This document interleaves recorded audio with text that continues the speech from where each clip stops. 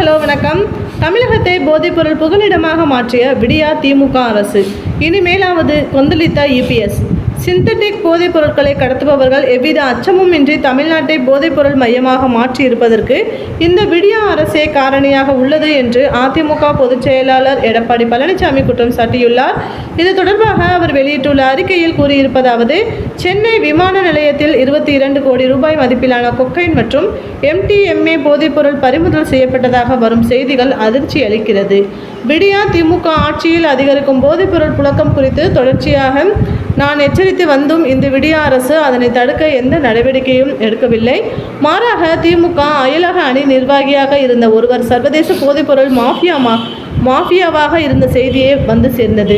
தற்போது சிந்தட்டிக் போதைப் பொருட்களை கடத்துபவர்கள் எவ்வித அச்சமுமின்றி தமிழ்நாட்டை போதைப்பொருள் மையமாக மாற்றியிருப்பதற்கு இந்த விடியா அரசே காரணியாகவே உள்ளது.